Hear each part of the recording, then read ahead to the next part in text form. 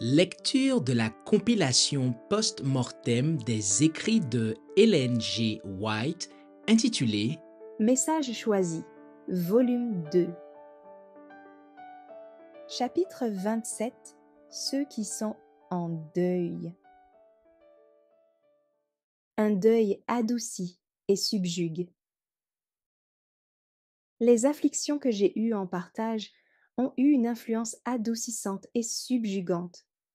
Elles ont éloigné de mon cœur toute inimitié et l'ont rempli de sympathie et d'amour.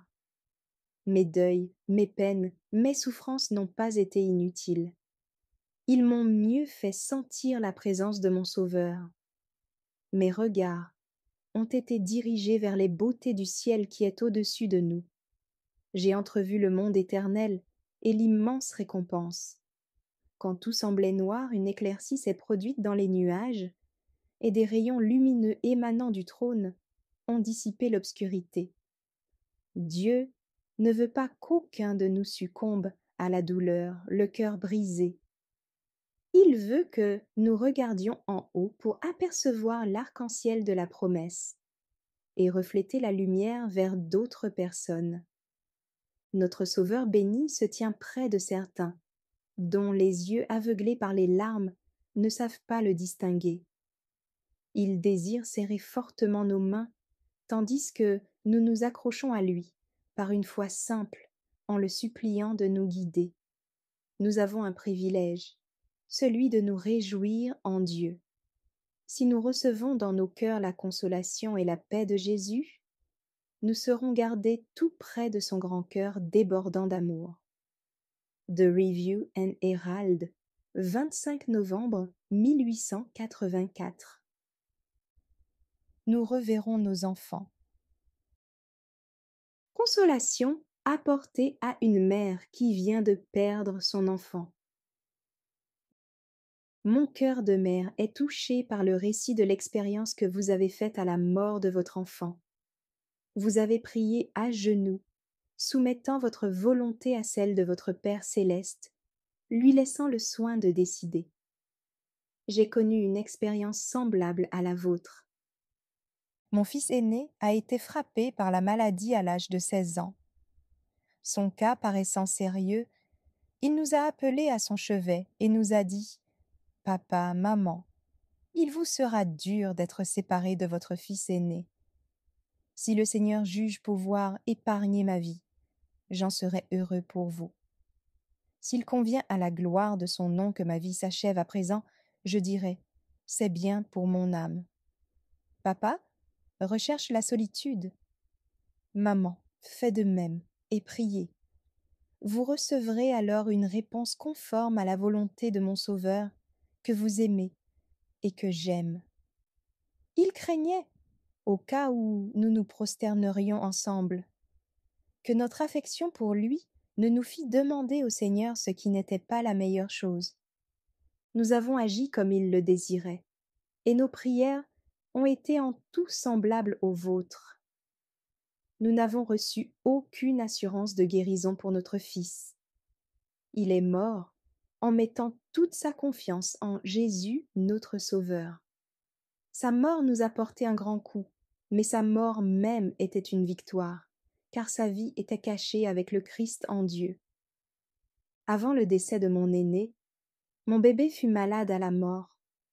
Nous avons prié, et nous espérions que le Seigneur nous conserverait cet être cher. Mais il nous fallut lui fermer les yeux et le mettre au repos en Jésus, jusqu'au moment où celui qui donne la vie viendra réveiller ses bien-aimés et leur conférer une glorieuse immortalité. Après cela, mon mari, ce fidèle serviteur de Jésus-Christ, qui s'était tenu à mon côté pendant 36 ans, me fut enlevé, et je restai seule à travailler. Il dort en Jésus. Je n'ai pas de larmes à verser sur sa tombe. Mais combien il me manque, combien j'aurais besoin de ses conseils et de sa sagesse. Combien je voudrais entendre ses prières se joindre aux miennes pour demander lumière et direction, sagesse pour établir des plans et les exécuter. Mais le Seigneur a été mon conseiller, et c'est lui qui vous accordera la grâce de supporter votre deuil. Vous m'interrogez au sujet du salut de votre petit. Le Christ vous a répondu d'avance quand il a dit: Laissez venir à moi les petits enfants, et ne les en empêchez pas, car le royaume de Dieu est pour ceux qui leur ressemblent. Luc 18, verset 16. Souvenez-vous de cette prophétie. Ainsi parle l'Éternel. On entend des cris à Rama, des lamentations, des larmes amères. Rachel pleure ses enfants. Elle refuse d'être consolée. Ainsi parle l'Éternel. Retiens tes pleurs, retiens les larmes de tes yeux, car il y aura un salaire pour tes œuvres, dit l'Éternel. Ils reviendront du pays de l'ennemi. Il y a de l'espérance pour ton avenir, dit l'Éternel. Tes enfants reviendront dans leur territoire. Jérémie 31, versets 15 à 17.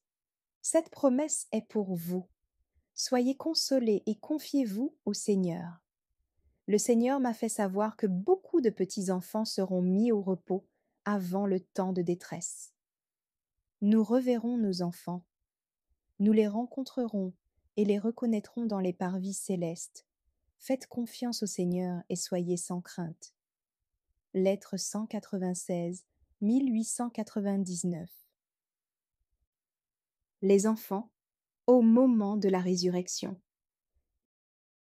Ligne tracée lors de la mort de l'enfant de la sœur jumelle de Madame White. Nos plus chères espérances sont souvent frustrées ici-bas. La mort nous arrache nos bien-aimés. Nous leur fermons les yeux, les déposons dans leur cercueil et les éloignons de notre vue. Mais l'espérance nous ranime. La séparation n'est pas définitive. Nous reverrons les êtres aimés qui dorment en Jésus. Ils reviendront du pays de l'ennemi. Il revient, celui qui donne la vie, escorté de myriades de saints anges.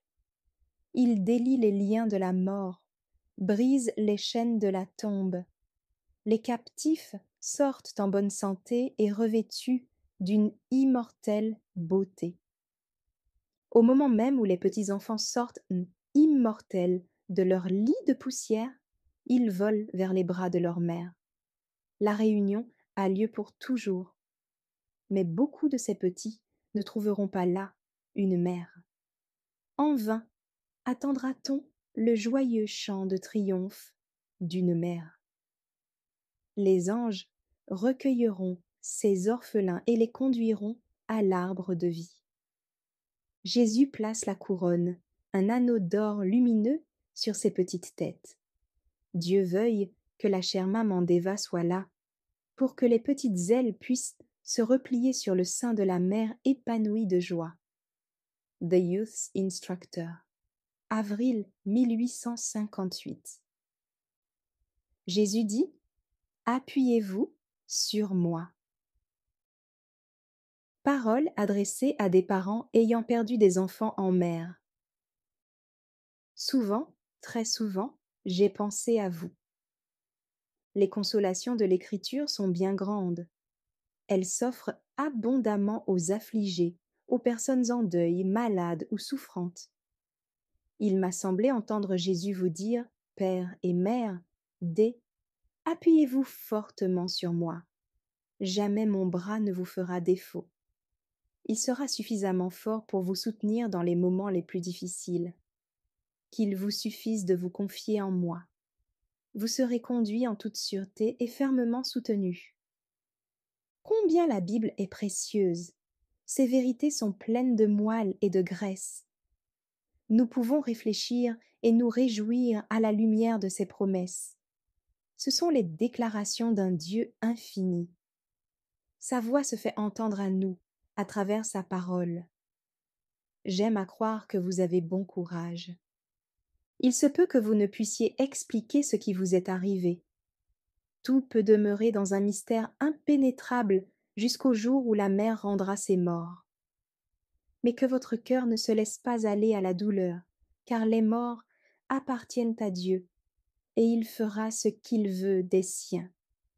Nous savons une chose, son amour dépasse le nôtre. et Jésus les a tant aimés qu'il a donné sa vie pour les racheter.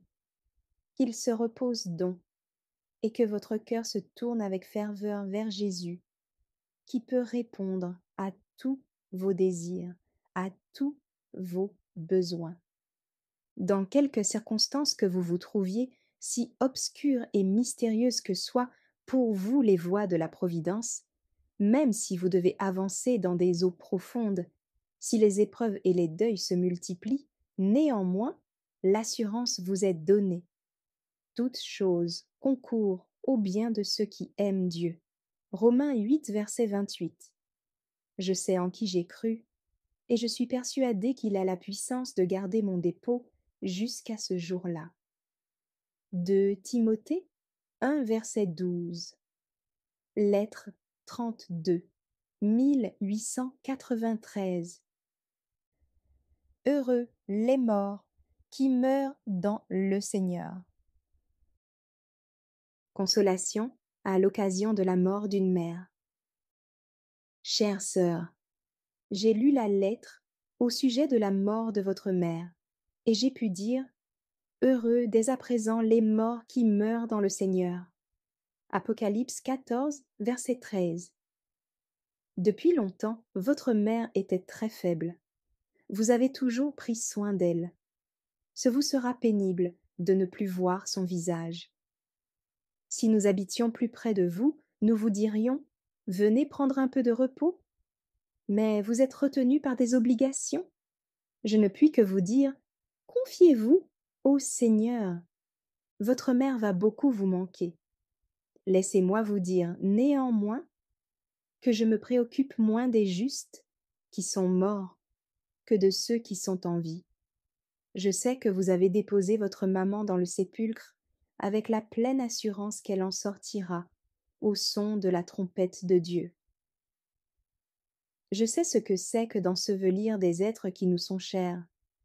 Mon père, ma mère, mes frères, des sœurs, mon mari, 2 de mes fils dorment dans leur tombeau. Je survis seule avec ma sœur Marie et mes 2 fils. Lettre 98, 1903. Pensez au moment où les membres de la famille seront heureusement réunis. Consolation à l'occasion de la perte d'une épouse. Chers frères, nous avons reçu la nouvelle de la mort de votre épouse, mais nous n'avons rien su au sujet de sa maladie. Nous sympathisons avec vous. Nous demandons au Seigneur de vous consoler, de vous communiquer sa grâce, afin que vous ne soyez pas accablés par un trop grand chagrin. Remercions Dieu de ce que nous sommes en marche vers l'héritage promis. Remercions-le de ce que son salut est tout proche. En pensant à vos petits, pour lesquels votre femme a fidèlement rempli ses devoirs de mère, vous avez des motifs de vous réjouir de ce qu'elle a fait, ce qu'elle a pu, pour les amener à la connaissance du Seigneur. Le Sauveur béni qui prenait de petits enfants dans ses bras et les bénissait, ne laissera pas sans consolation ni vous ni vos enfants. Une double responsabilité repose sur vous dès maintenant. Puisse le Seigneur mettre au cœur de ceux qui s'occuperont de ces agneaux du troupeau du Christ, de les traiter avec douceur, tendresse et amour, afin que leurs petits pieds, inexpérimentés, soient toujours conduits dans des voies sûres. Chers petits, sœur White vous aime. Elle va demander au Sauveur de vous bénir, car il vous aime comme ses petits-enfants. Frère E, je sais que c'est avec tristesse que vous avez enseveli un être cher. Mais que dit l'Écriture? C'est ici la persévérance des saints qui gardent les commandements de Dieu et la foi de Jésus. Et j'entendis du ciel une voix qui disait « Écris, heureux dès à présent les morts qui meurent dans le Seigneur. » Oui, dit l'Esprit, afin qu'ils se reposent de leurs travaux, car leurs œuvres les suivent. Apocalypse 14, versets 12 et 13. Nous prierons pour vous et pour vos chers petits, afin que par la persévérance à bien faire, vous restiez orientés vers le ciel. Nous prierons pour que vous réussissiez à diriger ces petits et que vous puissiez avec eux obtenir la couronne de vie dans la demeure céleste qui vous est préparée, et qu'enfin, avec votre femme et vos enfants, vous fassiez une heureuse famille réunie, là où il n'y aura plus jamais de séparation. Avec beaucoup d'affection et de sympathie. Lettre 143, 1903. Appel à participer à une résurrection spéciale. Parole adressée à un mari et à des enfants qui ont perdu une épouse et une mère. Chers frères, je ne sais trop que vous dire. J'ai été bouleversée par la nouvelle de la mort de votre femme. C'est à peine si je puis y croire. Pendant la nuit de sabbat passé, Dieu m'a fait voir ce que je vais vous dire. J'ai vu qu'elle a été scellée, qu'elle sortirait à la voix de Dieu, se tiendrait sur la terre et serait avec les 144 000. J'ai vu que nous ne devons pas nous affliger à son sujet. Elle sera en repos durant le temps de détresse. Tout ce que nous pouvons regretter, c'est d'être privés de sa compagnie. J'ai vu que sa mort aura de bons résultats. J'avertis F et les autres enfants pour qu'ils se préparent à aller à la rencontre de Jésus. Ils retrouveront alors leur mère pour ne plus la quitter. Enfants, voulez-vous écouter les fidèles avertissements qu'elle vous donnait quand elle était encore auprès de vous, afin que les prières qu'elle a présentées à Dieu en votre faveur ne soient pas vaines? Soyez prêts à rencontrer Jésus et tout ira bien. Donnez vos cœurs à Dieu et ne laissez pas passer un jour avant de savoir que vous aimez Jésus. Chers frères, nous avons demandé à Dieu de ceindre vos reins et de vous fortifier pour que vous puissiez supporter votre perte. Dieu sera avec vous et vous soutiendra, pourvu que vous ayez la foi. Ne pleurez pas comme ceux qui n'ont pas d'espérance. Le sépulcre ne pourra pas la retenir longtemps. Espérez en Dieu, chers frères, et prenez courage, vous la retrouverez bientôt. Nous ne cesserons pas de prier pour que les bénédictions divines reposent sur vous et sur les vôtres. Dieu sera votre soleil et votre bouclier. Il se tiendra à vos côtés dans cette grande affliction, dans cette rude épreuve. Supportez virilement l'épreuve et vous recevrez une couronne de gloire, avec votre compagne, au jour de l'apparition de Jésus. Tenez ferme pour la vérité, et vous serez avec elle couronnés de gloire, d'honneur, d'immortalité, de vie éternelle. Lettre 10, 1850. Pleurer n'est pas un péché. Consolation pour une veuve. Chère sœur, nous sympathisons avec vous dans votre deuil et votre veuvage. J'ai foulé le sentier que vous parcourez, et je sais ce que cela signifie. Que de sujets de tristesse en ce monde, que de douleurs, que de larmes. Il ne faut pas dire aux personnes en deuil « Ne pleurez pas, c'est mal de pleurer ». De telles paroles n'ont rien de consolant. Pleurer n'est pas un péché. Même alors que celui qui s'en va a été faible et souffrant des années durant, ceci n'essuie pas nos larmes. Les êtres que nous chérissons meurent. Leurs comptes avec Dieu sont réglés. Si mourir est une chose sérieuse, solennelle, vivre l'est encore plus. Chaque jour de notre vie nous apporte de nouvelles responsabilités. L'intérêt que nous manifestons, nos paroles, nos actions exercent une influence sur les personnes avec lesquelles nous entretenons des relations. Cherchons notre consolation en Jésus-Christ. Précieux Sauveur, il a été touché par la misère humaine. Attachez-vous à celui qui est la source de votre force. Lettre 103, 1898. Il dort en Jésus. Pour la mort d'un mari et père. Ma chère sœur affligée, je partage votre affliction. Je ne m'attendais pas à revoir votre mari en cette vie-ci. Néanmoins, la nouvelle de sa mort m'a attristée. Alors que je pense aux lourdes responsabilités qui vous incombent désormais en tant qu'ayant charge de famille, nous sympathisons avec vous et nous prierons souvent pour vous et vos enfants. Votre mari dort en Jésus. Heureux dès à présent les morts qui meurent dans le Seigneur. Oui, dit l'Esprit, afin qu'ils se reposent de leurs travaux, car leurs œuvres les suivent. Apocalypse 14, verset 13. Le Père aime tous ceux qui croient en toute sincérité en tant que membres du corps dont le Christ est la tête. Asseyez-vous maintenant à l'ombre du Christ et goûtez sa paix. Pensez au Christ, regardez à lui avec foi, comptant sur ses promesses. Demeurez confiant, il sera votre soutien. Appuyez-vous sur lui, dépendez de lui. Ne vous affligez pas outre mesure, mais tenez ferme, car un lourd fardeau pèse sur vous. Mettez votre confiance en celui dont le bras ne vous fera jamais défaut. Ayant perdu mon mari, je connais votre douleur par expérience. De regarder à Jésus vous donnera du courage. Puissiez-vous jouir de la bénédiction du Seigneur jour après jour. Que le Seigneur vous bénisse et vous soutienne, ma chère sœur. Il fait sombre maintenant. Je vous dis donc bonne nuit. Soyez aussi joyeuse que possible, pour l'amour de vos enfants. Lettre 167, 1905. Chers enfants, il faut que je vous écrive quelques lignes. Nous voudrions pouvoir entrer chez vous, mêler nos pleurs aux vôtres et nous agenouiller avec vous pour prier. Chacun de vous ne voudra-t-il pas rechercher le Seigneur et le servir?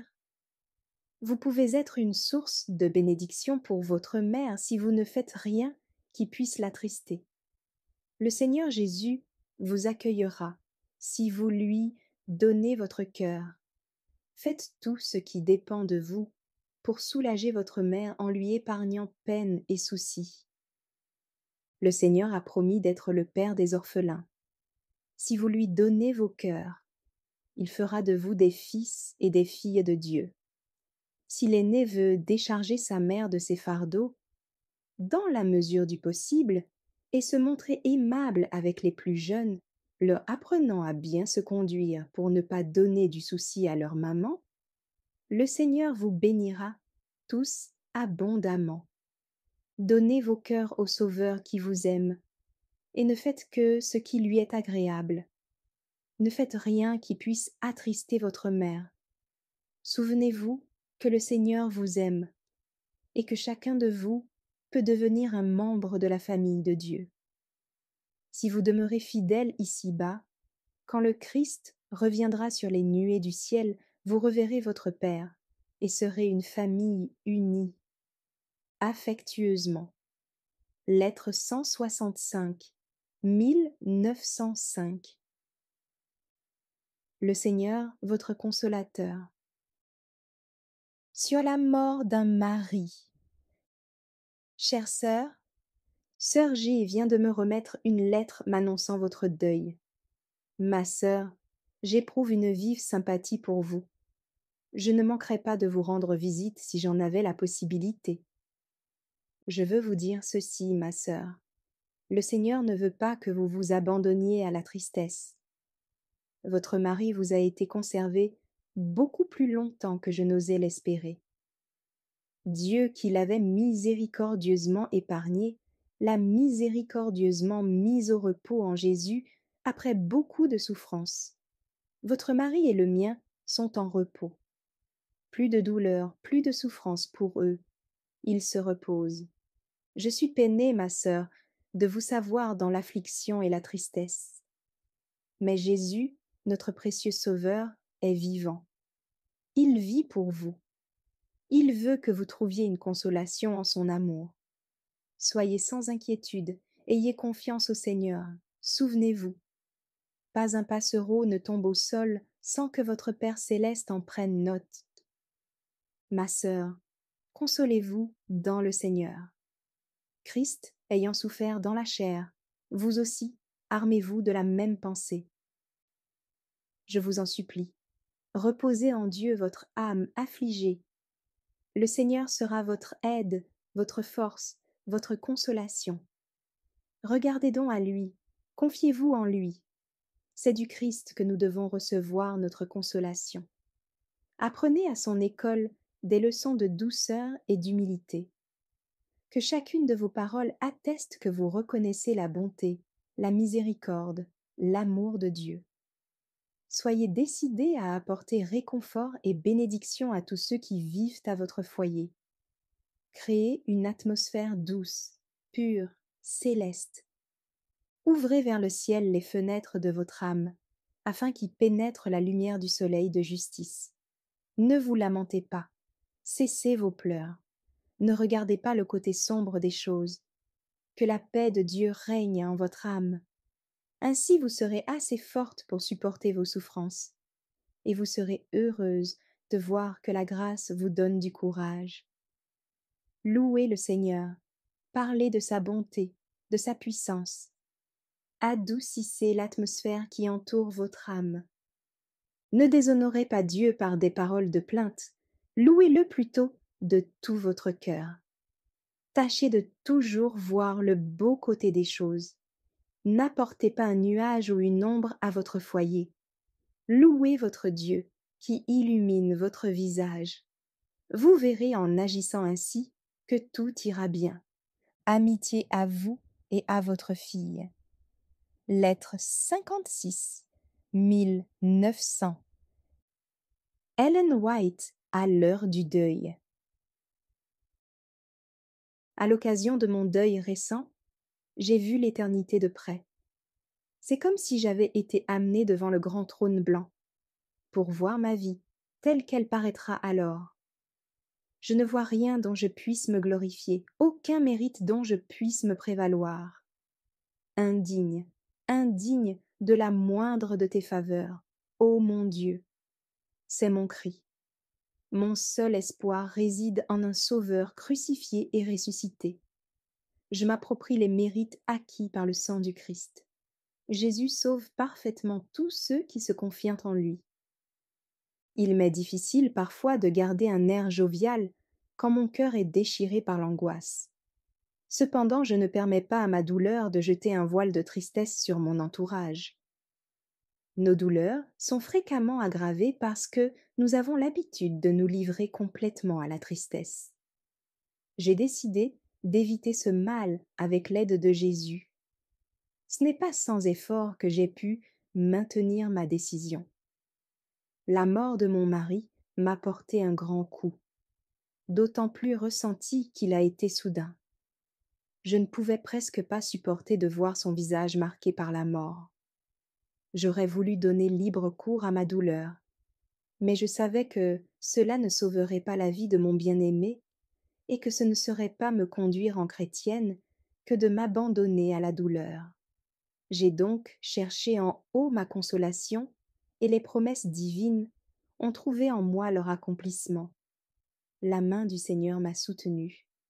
C'est un péché de s'abandonner sans frein aux pleurs et aux lamentations. La grâce du Christ nous permet de garder notre sérénité dans les plus dures épreuves. Puisons des leçons de courage et de force d'âme dans le récit des derniers entretiens du Christ avec ses disciples. La séparation était imminente. Notre Sauveur allait s'engager dans le sentier ensanglanté qui aboutissait au calvaire. Rien de plus éprouvant que ce qui allait lui arriver. Les apôtres avaient entendu le Christ leur prédire ses souffrances et sa mort. Ils en avaient le cœur gros, le doute et la frayeur envahissaient leur âme. Il n'y eut pas, néanmoins, de cris déchirants. On ne s'abandonna pas à la douleur. Ces dernières heures, à la fois monotones et solennelles, notre Sauveur les occupa à réconforter et à rassurer ses disciples. Puis tous chantèrent ensemble un hymne de louange. Un temps voué à la prière et à la louange. Quand les difficultés et les épreuves nous assiègent, Cherchons notre refuge auprès de Dieu. Attendons avec confiance d'être secourus par celui qui est puissant pour sauver et fort pour délivrer. Si nous voulons recevoir les bénédictions divines, il nous faut les demander. La prière est un devoir et une nécessité. Mais ne nous arrive-t-il pas de négliger la louange? Ne devrions-nous pas remercier plus souvent le donateur de tous nos bienfaits? Il nous faut cultiver la gratitude. Nous devrions plus souvent compter et méditer les bienfaits de Dieu, louer et glorifier son saint nom, même alors que nous traversons la douleur et l'affliction. Grandes sont les bontés du Seigneur à notre égard. Jamais il n'abandonnera ou ne délaissera ceux qui se confient en lui. Si nos épreuves occupaient moins de place dans nos pensées et nos conversations que la miséricorde et la bonté de Dieu, nous nous élèverions au-dessus de beaucoup de nos tristesses et de nos perplexités. Mes frères et sœurs qui vous engagez sur un sentier obscur et pensez devoir suspendre vos harpes au saule comme les captifs de Babylone, chantons joyeusement nos épreuves. Vous allez me dire, comment chanter avec de si sombres perspectives, ployant sous le fardeau de la douleur et du deuil? Mais est-ce que nos douleurs nous ont privés de l'ami tout-puissant que nous avons en Jésus? Est-ce que l'amour merveilleux que Dieu a manifesté en donnant son cher Fils ne devrait pas être un thème inépuisable de louange? N'oublions pas d'ajouter des hymnes de reconnaissance aux requêtes que nous présentons au trône de la grâce. Celui qui offre pour sacrifice des actions de grâce me glorifie. Psaume 50, verset 23. Aussi longtemps que notre Sauveur est vivant, nous avons des motifs de gratitude et de louange. The Review and Herald, 1er novembre 1881. Le glorieux matin de la résurrection. Message adressé à des amis de l'île de Pitcairn. Nous avons été fort attristés jeudi passé en apprenant votre profonde affliction. Nos cœurs ont été peinés par les décès qui se sont produits dans la famille de notre cher frère, J. R. McCoy. Notre sympathie va vers tous ceux que ce malheur a frappés. Nous exprimons notre sympathie aux enfants et aux membres de la famille si durement endeuillés. Mais nous voulons aussi diriger votre regard vers Jésus, votre seul espoir, votre unique consolation. La chère compagne de frère McCoy, si affligée, la mère qui laisse des orphelins qu'elle aimait, est réduite au silence par la mort. Tout en pleurant avec ceux qui pleurent, nous nous réjouissons à la pensée que cette mère bien-aimée et sa sœur, ainsi que frère Young, ancien de votre Église, et d'autres qui ont pu trouver la mort, ont cru en Jésus et l'ont aimé. Que les paroles de l'apôtre Paul nous servent de consolation. Nous ne voulons pas, frères, que vous soyez dans l'ignorance au sujet de ceux qui dorment, afin que vous ne vous affligiez pas comme les autres, qui n'ont point d'espérance. Car si nous savons que Jésus est mort et qu'il est ressuscité, croyons aussi que Dieu ramènera par Jésus et avec lui ceux qui sont morts. Voici, en effet, ce que nous vous déclarons d'après la parole du Seigneur. Nous les vivants, restés pour l'avènement du Seigneur, nous ne devancerons pas ceux qui sont morts. Car le Seigneur lui-même a un signal donné, à la voix d'un archange et au son de la trompette de Dieu, descendra du ciel, et les morts, en Christ, ressusciteront premièrement. Ensuite, nous les vivants, qui serons restés, nous serons tous ensemble enlevés avec eux sur des nuées, à la rencontre du Seigneur dans les airs, et ainsi nous serons toujours avec le Seigneur. Consolez-vous donc les uns les autres par ces paroles. 1 Thessaloniciens 4, versets 13 à 18. Nous ne sommes pas comme les païens, dont le deuil dure des jours et des nuits, où l'on n'entend que des lamentations funèbres, destinées à susciter la sympathie. Il ne faut pas nous revêtir de vêtements de deuil et prendre un air funèbre, comme si nos amis et nos parents étaient à tout jamais perdus pour nous. C'est ici la persévérance des saints qui gardent les commandements de Dieu et la foi de Jésus. Et j'entendis du ciel une voix qui disait: Écris, heureux dès à présent les morts qui meurent dans le Seigneur. Oui, dit l'Esprit, afin qu'ils se reposent de leurs travaux, car leurs œuvres les suivent. Apocalypse 14, versets 12 et 13. Ces paroles de Jean conviennent bien pour ces bien-aimés qui dorment en Jésus. Le Seigneur les aimait. Les paroles prononcées par eux au cours de leur existence, l'œuvre de charité dont on gardera le souvenir, serviront d'exemple à d'autres. Le zèle indéfectible qu'ils ont apporté à l'œuvre de Dieu sera imité par d'autres. Le Saint-Esprit, produisant en eux le vouloir et le faire selon son bon plaisir.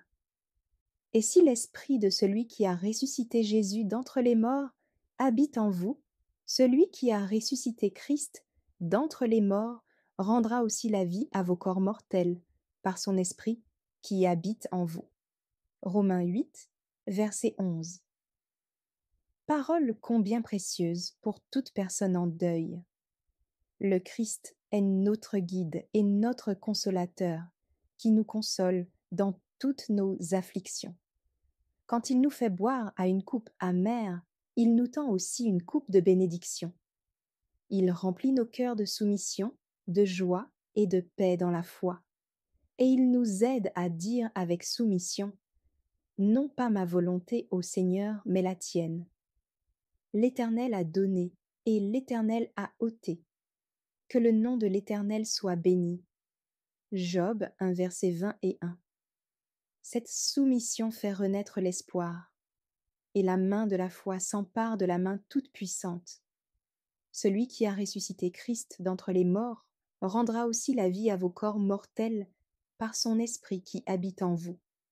Romains 8, verset 11. Ces mêmes corps semés dans la corruption seront ranimés dans l'incorruptibilité. Ce qui est semé en humiliation sera ressuscité en gloire. Ce qui est semé en faiblesse sera ressuscité en puissance. Semé corps animal, il ressuscite corps spirituel. Les corps mortels sont vivifiés par son esprit, qui habite en vous. Le Christ réclame comme lui appartenant tous ceux qui ont cru en son nom. La puissance vivifiante de l'esprit du Christ, demeurant dans le corps mortel, relie toute âme croyante à Jésus-Christ. Ceux qui croient en Jésus lui sont sacrés, leur vie étant cachée avec Christ en Dieu. Celui qui donne la vie commandera: réveillez-vous et tressaillez de joie, habitants de la poussière. Car ta rosée est une rosée vivifiante, et la terre redonnera le jour aux ombres. Ésaïe 26, verset 19. Celui qui donne la vie appellera ceux qu'il s'est acquis à participer à la première résurrection. Jusqu'à cette heure de triomphe où, au son de la dernière trompette, une vaste armée surgira victorieuse pour l'éternité, chaque saint endormi sera gardé en sûreté, tel un joyau précieux, connu de Dieu par son nom. Parce qu'ils ont été participants de la nature divine, ils seront ramenés d'entre les morts par la puissance du Sauveur qui demeurait en eux.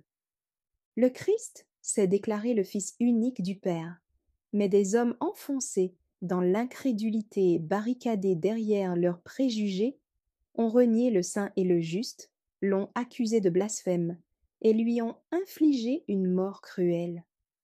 Cependant il a brisé les chaînes de la tombe. Il est sorti triomphant d'entre les morts, et debout sur le sépulcre ouvert de Joseph, il a déclaré: Je suis la résurrection et la vie. Jean 11, verset 25.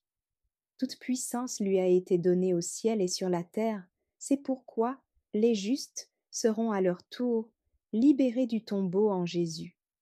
Ils seront jugés dignes d'avoir part au monde à venir et à la résurrection d'entre les morts. Alors, les justes resplendiront comme le soleil dans le royaume de leur Père. Matthieu 13, verset 43. Quel glorieux matin que celui de la résurrection! Quel spectacle magnifique s'offrira à la vue des croyants! Tous ceux qui auront participé aux humiliations et aux souffrances du Christ partageront sa gloire. Grâce à la résurrection de Christ d'entre les morts, chaque saint qui aura cru et se sera endormi en Jésus sortira de la prison de son sépulcre en triomphe. Le saint ressuscité s'écriera: Ô mort, où est ta victoire? Ô mort, où est ton aiguillon?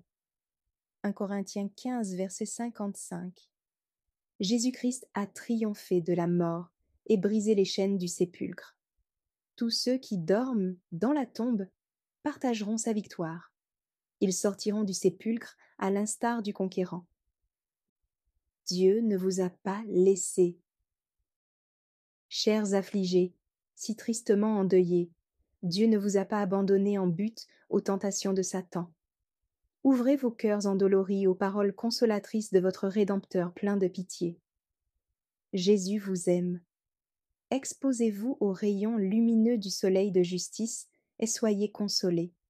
Remerciez celui qui est ressuscité d'entre les morts et qui est toujours vivant pour intercéder en votre faveur. Jésus-Christ est un sauveur vivant. Il n'est plus dans le sépulcre de Joseph. Il est ressuscité, ressuscité. Réjouissez-vous, même en ce jour de douleur et de deuil, d'avoir un Sauveur qui compatit à toutes vos peines. Lui qui a pleuré au tombeau de Lazare, il mêle ses souffrances à celles de ses enfants. Au milieu de toutes vos luttes, de vos épreuves, de vos perplexités, cherchez conseil auprès de Dieu. Le sentier de l'obéissance est éclairé d'une lumière qui va croissant, jusqu'à ce que nous soyons arrivés en plein jour. Avancez pas à pas sur le chemin du devoir. Il y aura des pentes à gravir, marchez néanmoins dans le sentier de l'humilité, du renoncement et de la foi, vous éloignant des nuages du doute. Ne pleurez pas comme si vous étiez sans espérance, car les survivants ont besoin de vos soins et de votre affection. Vous vous êtes engagés dans l'armée du Seigneur. Soyez de vaillants soldats de Jésus-Christ. Les paroles de repentir et de louange reconnaissante montent vers Dieu, comme un encens agréable, dans son céleste sanctuaire. Il se peut que vous ayez des déceptions, que votre volonté soit contrariée. Soyez assurés néanmoins que le Seigneur vous aime. La fournaise ardente dans laquelle vous êtes placés n'a pas pour but de vous détruire, mais de consumer les scories, pour que vous sortiez de l'épreuve comme un or 7 fois épuré. Pensez-y, Dieu vous donnera de chanter dans la nuit. Si les ténèbres vous assiègent, ne regardez pas les nuages. Par-delà les plus sombres nuages, une lumière éclatante resplendit sans cesse. Le Seigneur tient en réserve une lumière pour chaque âme. Ouvrez les portes de votre cœur à l'espoir, à la paix, à la joie.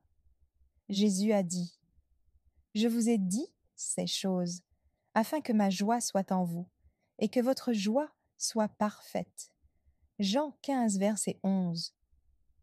Dieu assigne à chacun sa tâche particulière, et chacun de nous doit s'en acquitter au mieux. Une seule chose est à redouter: de ne pas tenir constamment nos regards fixés sur Jésus, de ne pas être surtout préoccupés de la gloire de Dieu, et de ne pas être trouvés prêts à rendre compte de notre administration au moment où nous serions appelés à déposer nos armes et nous endormir du sommeil de la mort. N'oubliez pas un instant que vous appartenez au Christ, ayant été acquis à un prix infini, et que vous devez le glorifier en votre esprit et en votre corps qui lui appartiennent. Soyez réconfortés.